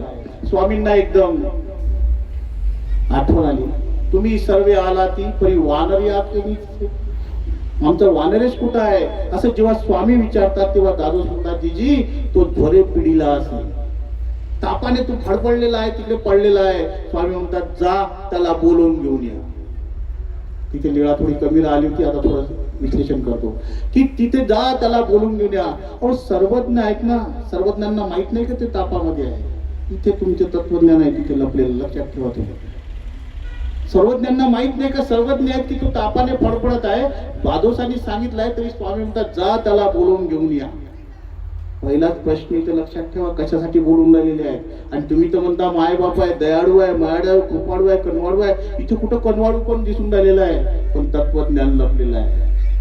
जा बोलावून घेऊन या. आणि ज्यावेळेस ते घेऊन आले त्यावेळेस आचार्य श्री भट्टोबासांना चालता सुद्धा येत नव्हतं, कारण इतका ताप होता अंगामध्ये. आणि मग ते कसे बसे असे उठून आले. स्वामींनी चल नागद्या तुझं गोसावी बोलवले असं म्हटल्यावर खाटकन उठले, स्वामींच्या सोबत समोर आले आणि आल्यानंतर कसे तरी उभे राहिले पडत. आणि स्वामी म्हणतात, काय गावान रे या. आमचे गुरुवर्य आचार्य श्री महाराष्ट्राधिकरण आचार्य श्री मामाजी लीळा इतकी सुंदर सांगतात ना. आता श्रेष्ठ दादांना म्हटलं की आता पहिल्यासारखं सांगत नाही मामाजी, कारण आता थकले, पण इतकं सुंदर सांगायची लीळा. काय गावान रे या. स्वामी म्हणतात काही गाव आणर या. आणि तो आचार्य श्रींच्या मुखातून ऐकण्याचा आम्हाला जो काही योग आला, परमेश्वर श्री चक्रधर प्रभू महाराजांचे दत्तात्रय प्रभू महाराजांची कृपा दृष्टी होती म्हणून आम्हाला ते भेटलं. स्वामी म्हणतात काही गाव आणर या. तुम्ही म्हणे ज्वरे पिढीली ती, तुम्ही तापाने फडफडत आहात. संवाद लक्षात घ्या. स्वामी म्हणतात काही गाव तुम्ही तापाने फडफडत आहात, तेव्हा ते म्हणतात नाजी कोण म्हणताय. आपल्याला जर सांगितलं असतं तर मलाच सांगतात बाबा, मलाच पाठवतात तिकडे गाडी घेऊन, आणि दुसऱ्याला सांगत नाही असं आपण म्हटलेलं. मी एवढा तापातनी मला पाठवतात. आणि सर्वज्ञ श्री चक्रधर प्रभू महाराज त्यांना म्हणतात काही गाव आले या. तुम्ही म्हणे ज्वरे पिढेली ती. दोनाने हे झालेलं आहे, तापाने फडफडलेला आहात, तापाने तुम्हाला अशक्त पण आलेला आहे. त्यावेळेस भट्टोबासांचं आचार्य श्री भट्टोबासांचं म्हणणं काय पहा. आचार्य श्री भट्टोबास म्हणतात जी कोण म्हणताय जी, कोण म्हणताय. मग मी म्हणितलं ते कराल, मी म्हणितलं ते कराल का. हा करील जी. मग तुला निधिवासला जावं लागेल, 15-20 किलोमीटरचं अंतर आतमधून. तापात पडलेल्या माणसांना एवढा दयाळू माळू परमेश्वर तिथे का पाठवतोय, हे तत्व लक्षात घ्या. एवढा दयाळू माळू असणारा परमेश्वर म्हणतात जाशील का. ते म्हणतात हो जीजी जातो म्हटलं की इथे पहिले लक्षात ठेवायचं, आज्ञा पालनेचं गोमट आचार्यश्रींनी आपल्या पदरात पाडून घेतलं. लक्षात ठेवा, पहिलंच गोमट लाभलं कुठलं. मनीतले करणे. दादांनी त्याच्यावरच फोकस केला मगाशी. मनीतले केले पाहिजे बरं का. आणि मग म्हणतात जातो. स्वामी बाईसांना म्हणतात ठीक आहे, याला सगळं हे द्या, एक दाम न सरे. आणि मग तुम्हाला लीळा माहित आहे, एक दाम दिला जास्तचा. ते म्हणतात जीजी याचं काय घेऊ, तुला तिथे गेल्यावर आठवण. तुला आठवणार नाही असं काही आहे, तुला सगळं आठवेल. आणि मग आचार्य श्रींना म्हणतात जाता जाता ही शिदोरी घेऊन जा. अरे शिदोरी घेऊन जा, काहीतरी खाऊन जाते. म्हणतात ना जीजी कोणाला चव नाही, काही लागणार नाही. अरे पहा बरं का. नाही ना जीजी. मग गेल्यानंतर वामन मती विळास. स्मरण पाठामध्ये 2 नाव आलेले आहे, वामन आणि मती विळास. आणि परंपरेच्या आपल्या पाठात वामन मती विळास हे एक नाव आहे. आणि वामन मती विळास निधिवासाचे होते. अनाद्याच्या दिवशी ते यायचे, सुट्टीच्या दिवशी. आणि स्वामी त्यांना म्हणतात हा गेला बरं का. बाईसाला म्हणतात बाई तुमचे वर्णभातू असे, वर्णभात आहे का तुमच्याकडे. ते म्हणतात हा, त्याला कालवानं द्या. आणि ती शिदोरी केली आणि वामन मतीविळासांच्या हातात दिली. आणि त्यांना सांगितलं की तो जेव्हा थकला दिसेल, बुजला दिसेल, ज्यावेळेस खूप थकलेला दिसेल त्यावेळेस त्याला द्यायची. आणि मग असं करताना आचार्य श्री निघालेले आहे. कनकेश्वर घाटावरी पातले. आणि त्यानंतर त्यांना जसा पाय ठेवला, आचार्य श्री फार छान सांगायचे आमचे, पाय ठेवला की थोडा थोडा ताप कमी व्हायचा. थोडं ताप कमी व्हायचा, तो ज्वर कमी व्हायचा, ताप कमी व्हायचा. असं करत कनकेश्वर घाटाची पातले. तिथं मग आता वाटलं की नाही, आता आंघोळ केली पाहिजे म्हणून कपडे काढले, जी काही कपडे दिले त्याची आंघोळ केली. फार हे झाले. पण ताप गेल्यानंतर जी भूक लागते ना, त्या ताप आलेल्या माणसाला विचारायचं. आणि ताप आल्यानंतर ती भूक लागली आणि सगळा ताप गेला, सगळं गेलं. आणि आता आचार्य श्रींना लागली भूक. 10-12 दिवसाचा उपाशी माणूस कशी भूक लागते तुम्हाला माहित आहे. आणि भूक लागल्यानंतर मग आता आचार्य श्री एकदम येऊन गेले आणि मध्येच बसले. आता काय करावं, इकडे काही नाही, इकडे काय नाही, कंदमुळे खाव, कसं काय खाव, तोडून खाऊ शकत नाही सगळं हे. आणि मग त्यांना तिथे आठवलं की माझ्या माय माऊलींनी म्हटलं होतं, स्वामी म्हणत होते की तू शिदोरी घेऊन जा. अरे अरे अरे, स्वामींचं ऐकायला पाहिजे होतं, मी शिदोरी आणली नाही. आणि त्यावेळेस मग आचार्य हतबल झाले, खाली बसले, थोडं बरं वाटत नव्हतं. आणि मग वामन मती विळास मागून आले. आणि वामन मती विळास आमच्या आचार्य श्रींना म्हणतात भट्टो जेवाल. मस्त संवाद आहे लीळा चित्रामध्ये. बघतो जेवाल त्यावेळेस स्वामी आचार्यश्री म्हणतात काही जेवू, भूक तर लागली पण जेवू काय, गोसावी म्हणितले होते पण मी केलं नाही, काही जेवू. आणि त्यावेळेस आमचे वामन मतिविलास म्हणतात ना बघतो तुम्हा कारणे ही शिदोरी पाठवली असे हो. आणि समोर शिदोरी ठेवतात आणि जशी समोर शिदोरी ठेवतात आचार्यश्री काही पाहिलं नाही, पटपट खोली आणि पटपट घास घेणार, तो ढळाढळा अश्रू ढाळले. पहिला घास घेणार तो ढळाढळा अश्रू ढाळले. माझ्या गोसाव्यांची माझी चिंता, माझ्या माये माऊलीची माझी चिंता. खरंच दयाळू मायाळू तो पाडूकन परमेश्वर आहे. मज कारणे शिदोरी पाठवली असे. आणि रडत रडत घास घेत आमच्या आचार्यश्री शेवटपर्यंत पाठवत होते. आणि त्या वाक्याला धरून त्या प्रसंगाला धरून मी ते काव्य केलेलं आहे. त्याच्यामध्ये मी तो विषय टाकण्याचा प्रयत्न केला आणि तो पुष्कळ लोकांना आवडला. दादा इथे आहेत आमचे तरगडा निवासी बाबाजी आचार्यश्री, त्यांचं मला आमचे एका दादांनी सांगितलं की त्यांनी म्हटलं म्हणे की हे भजन मला 15 दिवसामध्ये आपल्या तरडगावला म्हणून दाखवा, एवढं त्यांना आवडलं. आणि खास म्हणजे मी माझी स्तुती करत नाही बरं का, आणि आमचे आचार्यश्री मामाजी मला एकदा म्हटले हे भजन मनाला लावून नाही त्याला. आणि त्या काव्यामध्ये मी ते सगळं टाकण्याचा एक प्रयत्न केला अल्पसा. आणि ते काव्य म्हणजे ज्यावेळेस भट्टोबासांनी ती शिदोरी ठेवली, वामन मतिविलासांनी भट्टोबासांनी ते खाल्ली आणि म्हणतात माझ्या माय माऊलीची चिंता, माझी चिंता म्हणून ही गोसावी पाठवली. आणि ते लीळा शेवटपर्यंत आमचे आचार्यश्री आठवत होते. आणि ढळाढळा अश्रू गाळायचे, वाजेश्वरीला जेव्हा जायचे तेव्हा ते ढळाढळा अश्रू गाळायचे. शेवटपर्यंत ती लीळा म्हणजे आठवत राहिले. आणि ती लीळा आमचे आचार्यश्री म्हणतात, माईम भट्टांना म्हणतात, आचार्यश्री माईम भट्टांना म्हणतात बट्टो ते हे नव्हतं, अन्न नव्हतं, माझ्या स्वामींनी माझ्यासाठी पाठवलेलं ते अन्न नव्हतं, माझ्या स्वामींनी माझ्यासाठी पाठवलेलं ते माझ्या स्वामींचं प्रेम होतं जे मला इथपर्यंत घेऊन आलं. माझी जोडी नव्हती ती अन्न नव्हतं, माझ्या स्वामींचं प्रेम होतं बट्टो, ते माझ्यापर्यंत आलं. आणि त्या प्रसंगाचं वर्णन मी केलेलं आहे, करण्याचा प्रयत्न केलेला आहे. बहुज्वर असता भट्टोबास आचार्यश्री आठवायचे, स्वामींना काय आठवायचे हे आठवायचे. बहुज्वर असता पाठविले तू निधिवासाला मजला देवा, मती विलास हे शिदोरी देता, अश्रुमाले माझ्या नयना, अन्न नसोनी प्रेम ते होते. हे वाक्य मी टाकलेलं आहे. आमचे साथीतून दादाजी म्हणायचे तुम्ही जर का चरित्रकार झाले असते ना म्हणे काहीतरी विनोदाने म्हणतात ते ताजीभाऊ फार सुंदर लिहिलं असतं म्हणे तुम्ही. मग ते टाकलं मी त्याच्यामध्ये.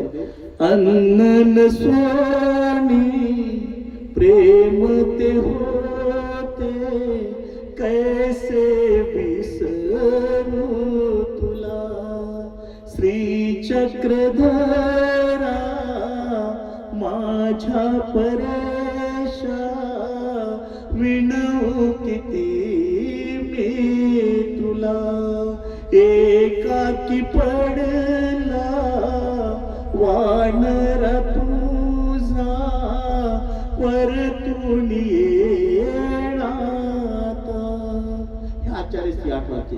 दहावीसी पहावीसी झुंजवीसी देवा, दरे दर कुटे बुजवीसी देवा, श्वाना परीखिरी चिती लीळा, दुःख वाटे मज आठविता, एक एक कर मे ना सोडी माझे, योग्य केले या जीवा, एकाकी पडला वानर तुझा,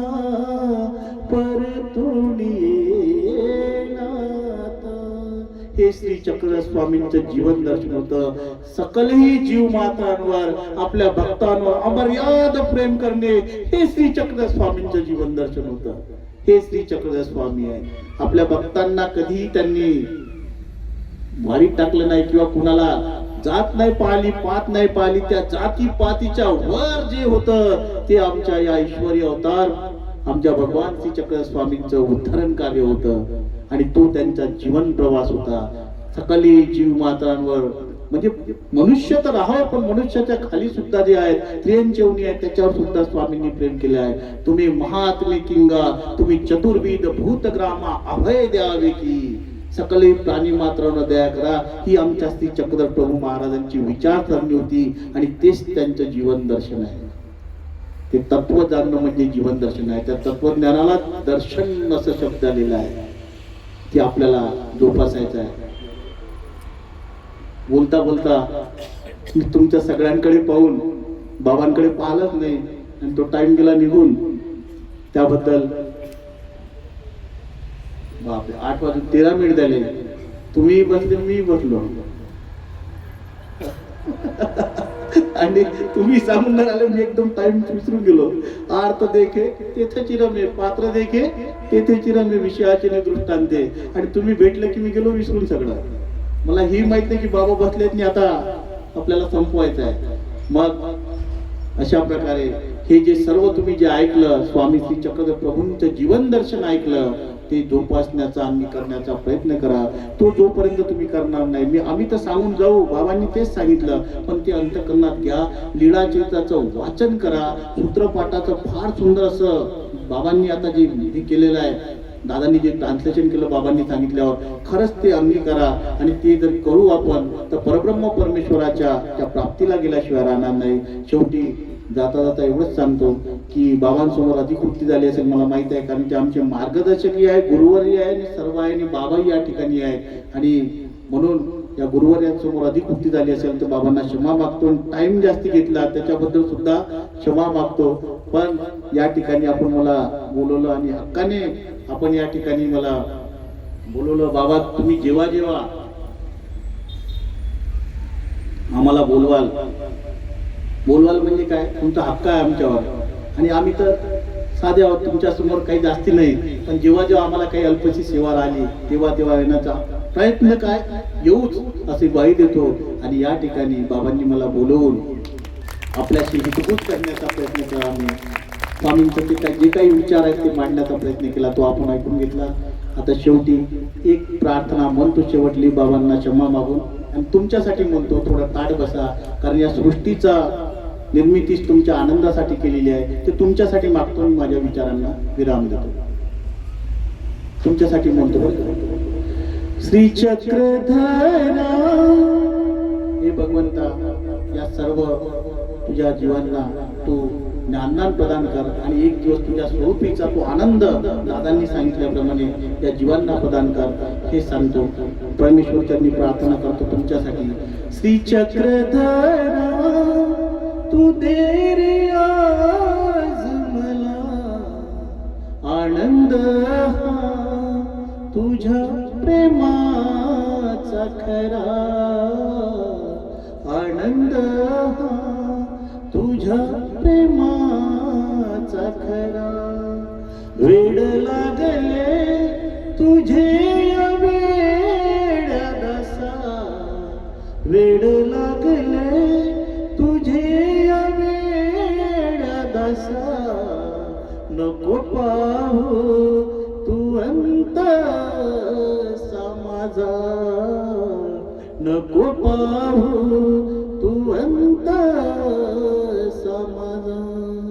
बालकाचे ते रडणे कोणी माताधरी स्नेहाने हृदय, माताधरी स्नेहाने हृदय. माझी माऊली अशी करूसली, माझी माऊली अशी करूसली. याना याना हो स्वामी आता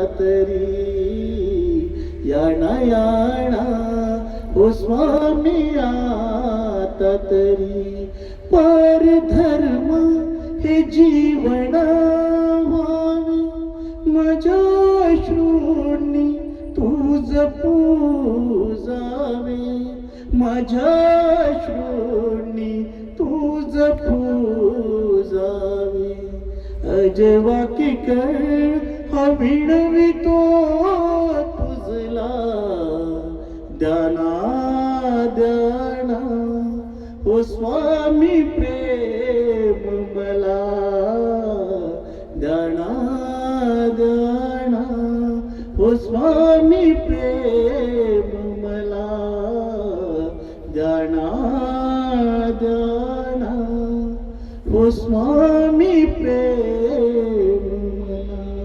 झालेली सेवा सर्वज्ञांच्या चरणी अर्पण करतो आणि याच ठिकाणी माझ्या लांबलेल्या शब्दांना विराम देतो.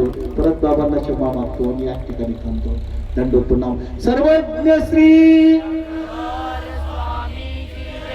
दंडो प्रणाम. दंडो प्रणाम. धन्यवाद. अतिशय सुंदर श्री चक्रधर स्वामींचे जीवन दर्शन, त्यांच्या अमोघ लीळांचं चिंतन आम्हाला तुम्ही करवलं आणि आमच्या सर्व श्रोतवर्गांचं अंतःकरण अगदी चंद्रमय झालं हे खरोखर या ठिकाणी दिसून येतं. आपण सर्वांनी एकदा दादाजींच्या विचारांसाठी व दादांसाठी जोरदार तालांच्या गजरामध्ये स्वागत करूया. यानंतर आपल्या सर्वांचाही मी अंत पाहणार नाही आणि माझाही मी काही पाहून घेणार नाही. तर यानंतर या ठिकाणी अध्यक्ष विचार आपल्याला या ठिकाणी ऐकायचे आहेत. तरी मी परमपूजनीय परमादरणीय परमश्रद्धेय माधवराज बाबाजी बेडकर तुमचं बाबांना विनम्र प्रार्थना करतो की बाबांनी आपले अध्यक्ष विचार या ठिकाणी सादर करावे. दंडवत.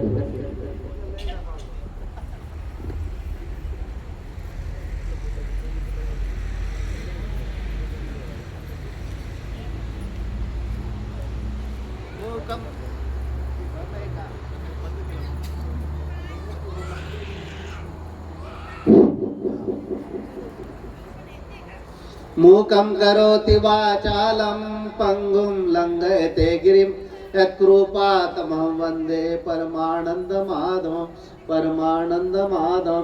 श्री दत्तात्रेय महाराज की जय. आत्मोन्नती प्रार्थना महोत्सव या कार्यक्रमाचे आयोजक श्री दत्त गोपाल मंदिराचे संचालक मम गुरुबंधू आदरणीय श्रद्धेय कलेश्वर कुलभूषण आचार्य. सुरुवातीला यांना महंती झाली की नाही आमचे नावाच अदल बदल होत होते. मी माधव्यास मधव्यास माझ्याच नाव घ्यायचे, कोणी त्यांचंच नाव घ्यायचं नाही. पत्रिकेमध्ये सुद्धा गडबड व्हायचं. सुरुवातीला लक्षातही यायचं नाही माधव्यास कोणते ना मधव्यास कोणते. माझे गुरुबंधू विद्वत रत्न शास्त्रीजी तसेच आदरणीय श्रद्धेय परमपूजनीय विद्वत रत्न नागपूर निवासी नितीनराज दादा बांकर. आता त्यांचं आपण प्रवचन ऐकलेलं असे आदरणीय श्रद्धेय परमपूजनीय विद्वत रत्न करंभाड निवासी अजयराज दादा वाकीकर तसेच स्टेज संचालन करणारे आदरणीय श्रद्धेय परमपूजनीय विद्वत रत्न श्रेयस दादा जामोदेकर, आदरणीय परमपूजनीय विद्याधर दादा नांदगावकर आणि उपस्थित संत महंत बंधू आणि भगिनींनो. मी तुम्हाला ब्रह्मविद्या सांगणार नाही पण स्वामीच्या लीळा सांगणार. मी तुम्हाला 800 वर्ष मागे नेतो. तुम्हाला माझ्यासोबत चला, तुम्हाला स्वामींचं दर्शन करवतो. 800 वर्ष तेव्हा स्थिती कशी होती, परिस्थिती कशी होती, तेव्हा कसे कसे देव मिळवलं आमच्या भक्त लोकांनी, आमच्या आचार्यांनी. तेव्हा रेल्वे नव्हती, डांबर रोड नव्हता, डिझेल नव्हतं, पेट्रोल नव्हतं, गाड्या नव्हत्या. तेव्हा ते प्रवास करण्यासाठी घोडे आणि पालखी होती. ते राजा लोकांसाठी पालखी राहायची. कधी कधी स्वामी बसले पालखीमध्ये, कधी कधी घोड्यावर बसले, पण संपूर्ण त्यांचा प्रवास होता तो प्रवास पायी होता. आता तुम्हाला नागपूरला जायचं म्हटलं तर तुमच्या डोक्यामध्ये येते ते जाम मार्गे जायचं आहे. यवतमाळला जायचं म्हटलं का तुम्हाला लवकर लक्षात येते वनी मार्गे जायचं आपल्याला, पण तेव्हा रस्तेच नव्हते. स्वामी बडोजीवरून आले, रुद्रपूरला आले. पहा त्यांचा प्रवास कसा आहे. रुद्रपूरवरून सालबर्डी, सालबर्डीवरून काटोलवरून आंध्र प्रदेशात गेले ते, आणि आंध्र प्रदेशातून ते डाकराम सुकडीला आले. डाकराम सुकडीवरून रामटेकला आले, रामटेकवरून मनसडला गेले, मनसडवरून भंडारा आले, भंडाऱ्यावरून मौदा आले, मौद्यावरून अचलपूर गेले, अचलपूरवरून नांदेडला गेले. असा प्रवास आहे. आपल्याला वाटते स्वामी नागपूरहून गेली असती, मग नागपुरात का थांबले नाही. तसंच भंडाऱ्याहून एक साधू आमच्या तुमसरला आला, म्हणे सांगितलं म्हणे ते भंडाऱ्याहून डाकराम सुकडीला गेले स्वामी. म्हणजे तुमसरला स्थान नाही का? एसटीनं गेले नाही ते, एसटीनं गेले असते तर काही कदाचित उतरले असते. तर असे रस्ते सरळ रोड नव्हते तेव्हा राखेल नव्हतं. देवाजवळ तुपाचे दिवे लावत होते, आणि जनरल मध्ये करडीच्या तेलाचं ते दिवे लावत होते देवाजवळ. त्या काळामध्ये अन्न नाही, वस्त्र नाही, दुष्काळ होता, अन्न मिळत नव्हतं. आता पंक्ती आहे, दक्षिणा आहे. तेव्हा दक्षिणा नाही, पंक्ती नाही, काहीच नाही, वस्त्रदान काहीच नव्हतं. तेव्हा नागदेवाचार्य त्या बेलापूरला 2-4 गाव फिरून आले. भिक्षा मिळालीच नाही. लोकांना खायला नाही तर दुसऱ्याला का देणार आहेत? ते मिळत नव्हती भिक्षा. पूर्ण गावभर फिरावं लागे. चक्कर येऊन पडले. दुपारी 2 वाजता आले नागदेवाचार्य डोमेग्रामला. चक्कर येऊन पडले. कांगे एकाच वेळ जेवण करत होते. भिक्षा नाही मिळाली. स्वामीला खूप कणव उत्पन्न झाली. बाईसाला म्हटलं, तू बाई म्हणे तू घरी स्वयंपाक करत जा, यांच्यासाठी दुष्काळ आहे. कपडे मिळत नव्हते. वस्त्र कोठेही पडला असेल ते घेऊन घ्या, ते वस्त्र मिळत नव्हते. मग मसनवटीमध्ये शमशाद भूमीमध्ये जे हाल सांगितलं या साधूला, जाते ते कपडे फेकले असतील मेल्या माणसाचे, ते उचलून घ्या, थिगड लावा. म्हणजे एवढं कठीण, त्या कठीण परिस्थितीमध्ये त्यांनी देव मिळवला. आणि तुम्हाला सर्व साधन आहे. डोलाऱ्यावर बसून, पलंगावर बसून गाठी करता, कूलर मध्ये बसून, टीव्हीच्या समोर बसून गाठी करता. एवढं सुख साधन असून देव मिळवू शकत नाही. कोणाला असं वाटत नाही मला मोक्ष व्हावा, मला देव व्हावा, असं कोणालाच वाटत नाही. तळमळ कोणामध्येच नाही. एवढा उशीर, उपदेश घ्यायला उशीर, दीक्षा घ्यायला उशीर. मर्यादा निघून गेली. नंतर दीक्षा घेतली, सोडलं काहीच नाही, घरही नाही सोडलं. देवासाठी आपण काहीच सोडलं नाही. एक मुलगी पतीच्या सुखासाठी माईबापाचं घर सोडते, माईबापाचा त्याग करते. मग तुम्ही त्या देवासाठी, परमेश्वराकडे जाण्यासाठी किती मोठा त्याग करायला पाहिजे. आपण सोडायलाच तयार नाही. देव कसा मिळेल? नाही मिळणार. त्या काळामध्ये इंजेक्शन नाही, गोळ्या नाही, मोबाईल नाही. 4-5 गाव मिळून एक वैद्य होता. तो वैद्य कुठे ते माहित नाही. इकडे माणूस मेला तरी तो भेटणार नाही. जेव्हा ताप, शीत, ज्वर, टायफॉइड, मलेरिया होत होते, या मलेरियामुळे आमचे बरेचसे आचार्य मेले, खूप मोठे आचार्य मेले. उपायच नव्हता. फक्त थंड्या पाण्याच्या पट्ट्या चढवायच्या, गरम खाणे वगैरे, गरम पाणी पिणे, एवढं दुसरा काहीच नव्हता. पण सन्निधानीमध्ये एकालाही मरू दिलं नाही आमच्या चक्रधर स्वामीनं. असन्निधानी सर्वच मेले. दोन्ही घेतो मी. सन्निधानी डोमेग्रामला कायम भागवत आला. स्वामींना म्हणायला लागला, मला 2-3 वर्षापासून ताप येत आहे म्हणे, जातच नाही मला ताप, माझा ताप जातच नाही. स्वामी त्याला म्हणायला लागले, तू म्हणे हा ओटापाद आम्हाला बसण्यासाठी नाही म्हणे, आधी माझा ताप दूर करा, नाही तुला ओटाच बांधावा लागेल. ओटा जसा जसा ओटा बांधशील तसा तसा तुझा ताप कमी होईल. एक एक थर लावत गेला, तसा तसा त्याचा ताप कमी झाला. फक्त ओटा बांधला, निघून गेला. अजून 1 वर्षानं आला. जीजी म्हणे माझ्या पूर्ण ताप गेलाच नाही. अरे म्हणे याला चुना पीठ, याला प्लास्टर कर, या ओट्याला चुना लाव.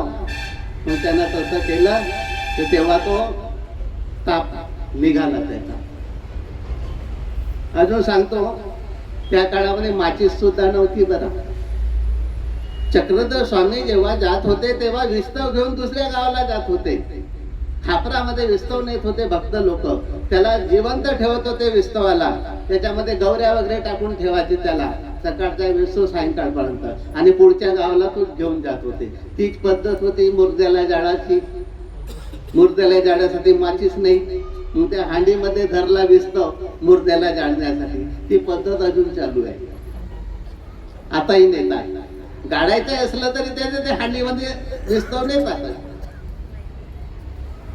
ही त्या काळातली म्हणजे परिस्थिती होती. याची खूप कठीण परिस्थिती होती. देव मिळवणं एवढं सोपं नव्हतं त्या काळामध्ये. तर स्वामी रानामध्ये बसायचे. रानामध्ये बसल्यानंतर का एक गुराखी होता, त्या गुराख्या संग मित्रता जोडली स्वामींची. स्वामी जंगलामध्ये येऊन बसायचे, तो गुराखी येऊन बसायच्या. दोघांच्या भेटकाळ व्हायचा, मित्रता झाली. एक दिवस तो आलाच नाही गुराखी. मग स्वामी तपास करत करत गेले. म्हणे त्याच्या घरी गेले. तो बाजूवर झोपला होता, त्याला खूप ताप आला होता. त्याची आई रडायला लागली. म्हणे याच्या मालक दुसरा गुराखी ठेवून देईल, आमच्यावर उपासमारीची वेळ येईल, आम्हाला अन्नासाठी आम्ही मुकू म्हणे, खायला मिळणार नाही. हा असा बिमार राहिला तर तो वाट पाहणार नाही, दुसऱ्याला गुरा देऊन देईल, याची ड्युटी जाईल म्हणे. स्वामीजवळ दुःख करायला लागली त्याची आई. मग स्वामीला ती उत्पन्न झाली. स्वामीनं का केलं, कर्माचा भोग भोगावाच लागतो. साधू बनल्यानंतर कर्माचा भोग भोगावाच लागेल, ते चुकत नाही, भोगल्याशिवाय नासत नाही, हे लक्षात ठेवा. चक्रधर स्वामी मध्ये एक पावर होती, त्याचा ताप काढण्याची पावर होती. तर स्वामींनी का केलं, त्याच्यासोबत झोपले, पांघरून घेतलं आणि त्याचा ताप घेतला, अंगामध्ये घेतलं, त्याला मोकळं केलंय. त्याचा ताप निघाला, स्वामीमध्ये ताप आला. आणि मग तो गुरु राखायला गेला. 3 दिवस पर्यंत बाजूवर झोपून राहिले. त्याच्या आईकडून सेवा करून घेतली. एवढी भाग्यवान होती, पुण्यवान होती ती बाई. पथ्य वगैरे सर्व घेतलं. कर्माचा भोग भोगावा लागते, मरू दिलं नाही. सन्निधानीचे. आता असन्निधानीमध्ये, असन्निधानी जो ताप आला त्याच्यामध्ये आकाशाचा रामदेव आहे. त्यानं 15-16 वर्षामध्ये दीक्षा घेतली. नागदेवाचार्यापासून त्याला बोध झाला, ज्ञान झाला, आणि ताबडतोब त्याने दीक्षा घेतली आणि भिक्षा मागायला लागला. तो आपल्या घरची भिक्षा घेतच नव्हता, आईच्या घरी जातच नव्हता, पाणी पित नव्हता. मग माझ्या मुलं, ते आई रडत होती, माझ्या मुलानं माझा एक घास तरी घेतल्या पाहिजे, माझ्या घरी जेवल्या पाहिजे. तो मानायला तयार नाही, ऐकत नव्हता. मग नागदेवाचार्यांना 1 महिन्याचा दंडोत टाकले त्यांनी. 2-4 भक्त लोक होते शिष्य नागदेवाचार्यांचे. मग दंडोत टाकलं. म्हणे यांना दंडोत टाकलं तर माझ्या पोरगा सुद्धा येईल त्यांच्यासोबत. पण तो घरी जेवत नव्हता, भिक्षाच मागायला जात होता आणि भिक्षा मागून नदीवर जेवत होता. नागदेवाचार्यांनी का केलं की खा म्हणे. आपल्या ताटातला घास त्याच्या ताटामध्ये टाकायला हातानं झटकलं नाही म्हणे. म्हणे मी तुमचं नाही खात, माझं नाही ऐकत म्हणे, गुरुचं नाही ऐकत, की खा. नाही म्हणे तुमचं ऐकू की देवाचं ऐकू. माझ्या देवानं सांगितलं, म्हणजे घरातलं अन्न खायचं नाही, भिक्षा मागूनच खायचं. तर म्हणे तू देवाचंच ऐक. मग त्याने आईच्या घरातलं खाल्लंच नाही, त्याने घेतलंच नाही. तो बाहेरच भिक्षा मागून जेवण करत होता. मग म्हणे आता मी आचार करायला जातो. मग भेटकाड केलं. त्याच्या अंग खूप तापलं होतं. म्हणे तुला ताप आलेला आहे. नाही म्हणे मेलो तरी चालेल, आचार करणार नाही, भिक्षा मागायला जाणार, अटल विजन भिक्षा भोजन करणार. मग तो गेल्यानंतर आचार्यांनी का केलं, लक्ष्मींदर भट्ट आणि केसराज व्यास हे दोघे त्याच्या सोबत पाठवले, मागे मागे पाठवले, दुरून सेवा करायची याची, हा करू देत नाही. मग हे का करायचं, गावामध्ये भिक्षा मागायचे आणि गरम गरम जे भात वगैरे जे येत असेल जे गरम वस्तू त्या एका बाईजवळ देऊन द्यायचे. तो आमचा जो साधू आहे ना, तो भिक्षा मागायला येईल का नाही हे गरम भात आणि भाजी त्यांना वाढायची. मग प्रत्येक घरी त्याला गरमच वस्तू यायची, म्हणजे हा गाव चांगला नाहीये, भिक्षा अशी नसते. हे गरम वस्तू मला येऊन राहिली, त्यानं गाव सोडलं, दुसऱ्या गावाला गेला. ताप चालूच होता त्याचा रोजच्या रोज. मग हे शेवटचा वेळ आहे याचा, मरणार म्हणून शास्त्र चर्चा करायची. त्याला बरं वाटत नव्हतं, महावाक्य हे ते शास्त्र म्हणे मला किटकिट वाटते तुमचं, तुम्ही रोज सांगता मला नाही पटत. मग अमृते मायंबा भेटले आणि त्यांनी अमृत श्रवणे लीळा सांगितल्या. निवालोजी म्हणे, निवालो शांत झालो, माझा जो जोर आहे शांत झाला. ते तर रोज माझ्या सामने किटकिट लावत होते म्हणे. तुला मला चक्रधर स्वामीच्या ज्या लीळा सांगितल्या, निवालो शांत झालो मी. आणि मग त्यांनी सरला, प्राण सोडला, गाडगोड केले आणि वापस आले आचार्याकडे. रडायला लागले, म्हणे माझा गेला म्हणे तो. जेथे सरला तेथेच गाडत होते, घरी न्यायची काही गरज नाही. असा आचार करणाऱ्यालाच देव भेटेल का नाही हो, खरं सांगा.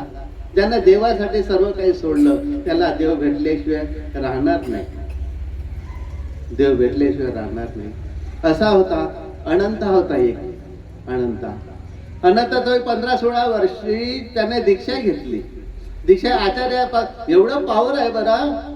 आमच्या नागदेवाचार्याला 6व्या भेटीमध्ये बोध झाला.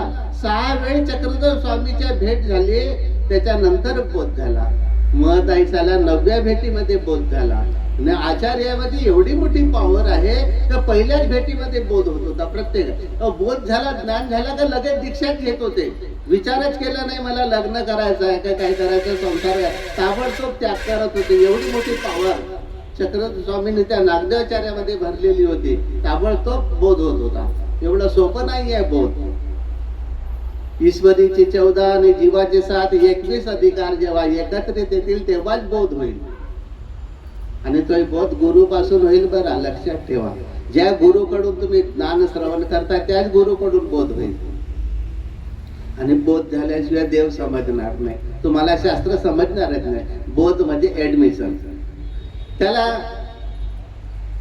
त्या अनंताला बोध झाला, दीक्षा घेतली त्यानं. तो एकच मुलगा होता, दीक्षा घेतली, आला नागदेवाचार्यापाशी भिक्षा मागून आपलं आचरण करत होता.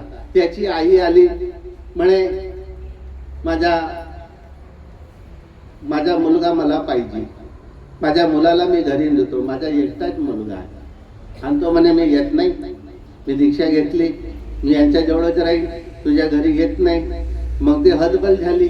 मग आचार्यापाशी गेली त्याची आई, म्हणे माझ्या मुलाला मला द्या, माझ्या मुलाला अगर तुम्ही दिलं नाही तर मी जहर खाऊन येतीच मरीन म्हणे, अगर नेऊ दिलं नाही तर.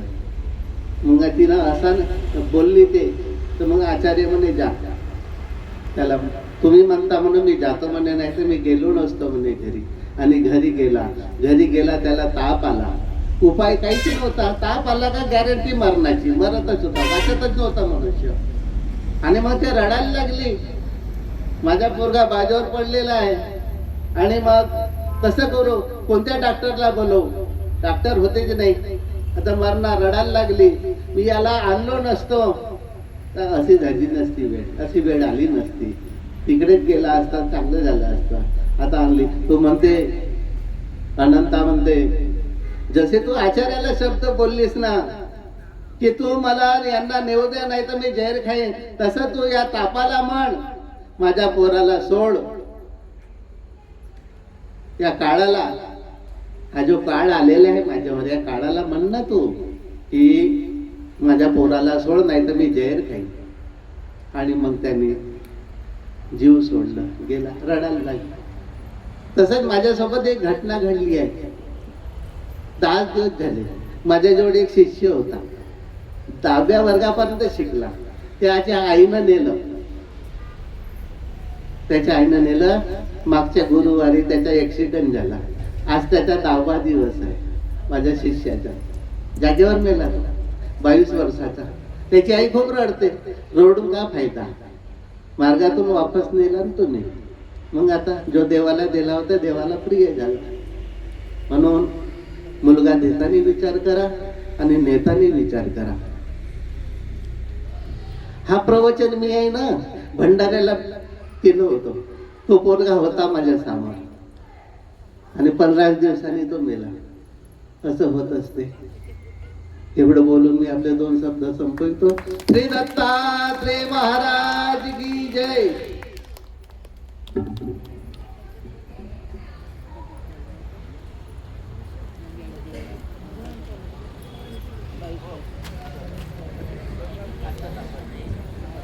दंडोत बाबाजी.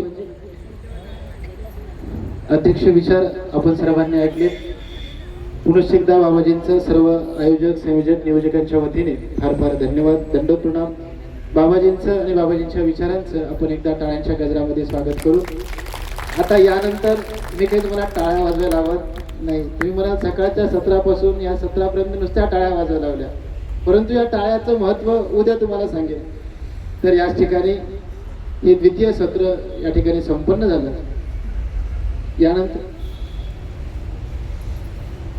यानंतर सर्वांचं आभार मानण्याकरिता मी आदरणीय गुरुवर्य बाबाजींना विनंती करतो की बाबाजींनी आभार. मूकं करोति वाचालं पंगुलंगयते गिरिं यत्कृपातमहं वन्दे परमानन्दमाधवं